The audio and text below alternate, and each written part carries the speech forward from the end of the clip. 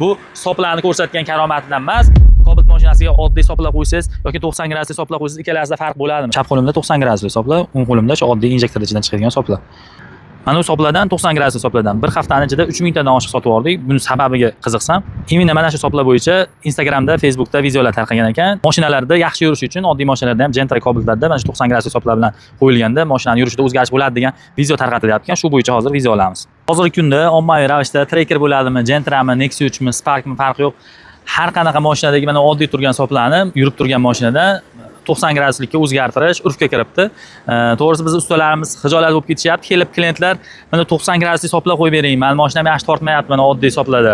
90 graduslikni qo'yib bering deb turib, bekorga rasxod qilishadi. Ustalarni tushuntirishga harakat qilishadi, lekin klient mana shun bilan ko'nglim to'ladi. Mana shunda yaxshi yuradi. Men video ko'rdim Instagramda yoki Facebookda deyishyapti. Keyin noiloj majbur qo'yib berishyapti. Klient cho'ntagiga oshiqcha bir 100 ming so'm, 150 ming so'm rasxod bo'lsa kerak xizmat haqlari bilan. Bu soplarni yechib tashlab bunisini qo'yish. O'zi avvalo 90 gradusli bilan oddiy soplarning nima farqlari bor? Farqlari o'sha videolarda rosa ko'rgansizlar. 90 gradusli bir tarafga yo'naltirib turib sepib beradi gazni. Oddiysi oddiy shuni purka beradi trubkadek. Endi bu oddiy mashinalar uchun o'zi aslida kerakmi yoki oddiy mashinalarda o'sha misol uchun Cobaltni olaylik. Cobalt mashinasiga oddiy soplab qo'ysangiz yoki 90 gradusli soplab qo'ysangiz ikkalasida farq bo'ladimi? Yo'q, farq bo'lmaydi. Buni asosiy sababi motorda tuzilishida. Motorda tuzilishi, ishlash prinsipi GDI motor bilan MPI motorda katta farq bor. 90 gradusli soplalar asosan GDI mashinalar uchun ishlatiladi. Sababi GDI mashinada benzin injektori, benzinni yoqilg'ini kollektorda ichiga emas, bir yo'la silindrda ichiga, ya'ni Porsche'ning tepasiga katta davleniya bilan 200-250 davleniya bosim bilan purkab sepib beradi. U GDI mashina gazni ham shunday so'raydiki, o'sha xuddi benzin sepib bergandek yaqin masofada sepib berishingizni talab qiladi. Shuni hisobiga klapanga maksimal darajada, havo klapaniga maksimal darajada yaqin olib boriladi. Gaz purkagichda yoki naylon trubka bilan olib boriladi klapanga. Agar joy to'g'ri kelsa 90 gradusli bilan yoki naylon bilan, qanaqa yo'l bilan bo'lsa ham GDI mashinada yoqilg'ini o'sha klapanning orqasiga maksimal darajada yetkazib berish kerak. MPI mashinalarda benzin injektori, benzinni silindrda ichiga emas, klapanning orqasiga purkaydi. Shuning uchun gazni ham kollektor orqali oddiy institutsiya bilan purkab bersangiz, bemalol benzindagi vazifani bajaraveradi. Benzinni qaytga sepsa, gazni ham o'sha joyga sepib beradi, mana oddiy institutsiya.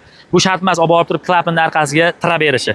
Bundan tashqari, havo so'rish kollektoridan havo so'rib kelganda siz xoh 90 gradusli bilan seping, xoh mana oddiy institutsiya bilan seping gazni, havo oqimi kelib turgan gazni bemalol o'zi bilan aralashtirib olib kirib ketaveradi klapanning silindrda ichiga. Metan gaz ham, propan gaz ham reduktordan chiqqandan keyin propan o'zi suyuq gaz bo'lgani bilan reduktordan bog'lanib turib, gaz holatida chiqib injektorga o'tadi. Injektor sepishida propan suyuq holatda emas, havo holatda, gaz holatda bo'ladi. Shuni hisobiga bu mana bu oddiy institutsiyada sepsangiz kollektor devorlariga yopishib qoladi degan narsa bu noto'g'ri tushuncha.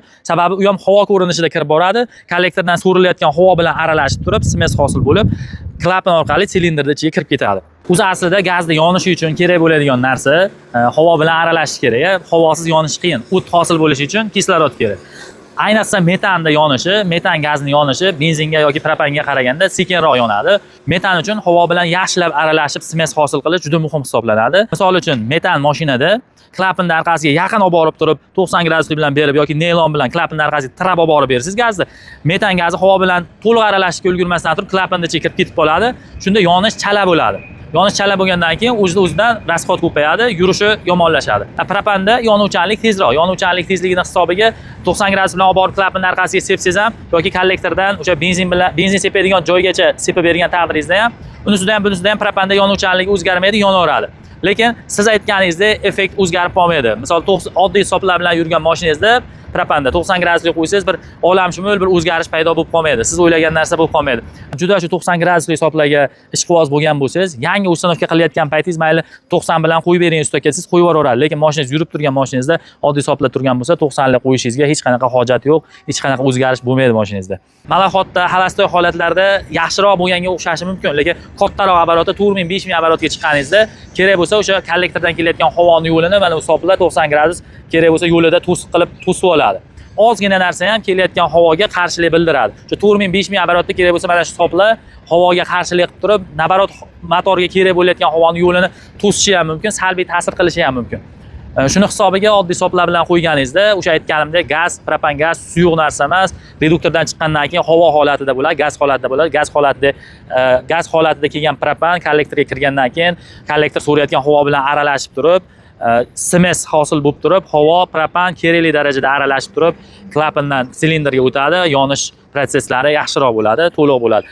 Metanda agar shu ishni qiladigan bo'lsangiz, havo bilan yaxshi aralashmagani hisobiga navarot mashinangiz yurishi yomonlashish ehtimoli bor. Shuning uchun akalar, oddiy hisoblar turganmi mashinangizda ovora bo'lib borib, vaqtingizni ketkazib, plyus rasxotilib 90 gradus hisoblarga o'tkazishingizga hojat yo'q. Mashinani tortishiga, yonuvchanligiga nimalar ta'sir qilishi mumkinsa, shlanglarni bir xil razmerda bo'lishi ta'sir qilishi mumkin. Sababi o'sha silindrga borish vaqtlarida bittasi uzun, bittasi kalta bo'lib ketsa, shlangda farq berishi mumkin. Maksimal darajada o'sha soplarga yaqinroq turib shlangda maksimal darajada kaltaroq ishlatasiz va razmerlarni bir xil ishlatishga harakat qilsangiz, bu mashinangiz yurishiga, tortishiga foyda berishi mumkin. Shlanglar har xil bo'lsa, yaxshi yetib bormasligi, kech qolishi ehtimoli bor. Bir xil bo'lsa, yaxshi effekt berishi mumkin, lekin imенно mana shu narsa bilan soplarni 90 lik yoki oddiyligida Gentra Cobalt Nexus Starklaringizda umuman farq qilmaydi. Shuncha soplarni kimga sotamiz? Vijdon qiynalib ketyapti, sotib olsam bo'laveradi. Lekin buni kerakli mashinaga ishlatgan yaxshi-da, MPga emas, GDga. Mayli o'sha o'zi uchun kerakli bo'lgan mashinalarga sotaylik.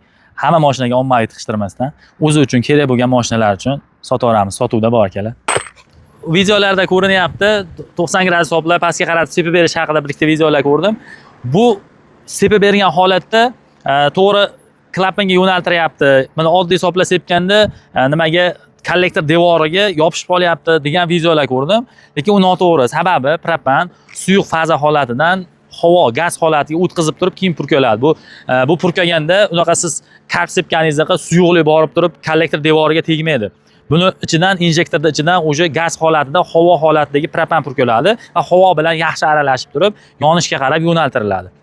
Akalar, videomiz foydali bo'lgan bo'lsa, shu kollektor shtutslerini almashtiraman deb yurgan tanishlaringga videoni maksimal tarqatib qo'yinglar, videoga bitta like bosib qo'yinglar. Bizni kuzatishda davom etinglar. Gaz bo'yicha nima savollaring bo'lsa, kommentariyaga yozsalaring, qo'ldan kelgancha javob berishga harakat qilamiz. Sog' bo'linglar, bizni kuzatishda davom etinglar. Bu ma'lumotlarni bilish uchun akalar, usta bo'lishingiz ham shart emas. Oddiy YouTube ga kirib turib yoki o'sha Google dan qidirib ko'rsangiz shu haqida ma'lumot.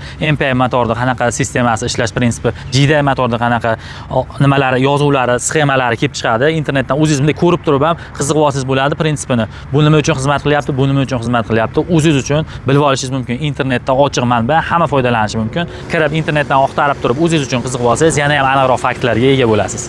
Kimdadir savol tug'ilishi mumkin. Shu oddiy shtutslerimni 90 talikka o'zgartirsam, mashinamda o'zgarish bo'ldi-yu menda, haqiqatda yurishida o'zgarish bo'ldi-yu degan savol bo'lishi mumkin. Bu nimadan bo'lishi mumkin? Siz bu nastroykadan yoki reduktorlaringiz eskirganligini hisobiga davleniya o'zgarib ketgan bo'lishi mumkin. Davleniyasini to'g'irlab, reduktor davleniyasini to'g'irlab, shlanglar eskirgan bo'lsa, shlanglar har xil razmerda bo'lsa, bir xil razmerga qo'yilib, filtr isqilgan bo'lsa, uni tozalab, keyin ozgina nastroykalar o'zgarib ketgan bo'lsa, nastroykalardan to'g'irlangan holatda mashinangizda o'zgarish bo'lishi tabiiy. Bu soplarni ko'rsatgan karomatidan emas, boshqa texnik jihatlardan bo'lishi mumkin. Aynan siz mashinangizda o'zgarish bo'lgani nastroykasidan, reduktoridan, shlanglarda o'zgartirilishi va filtrda tozalanishidan bo'lgan bo'lishi mumkin.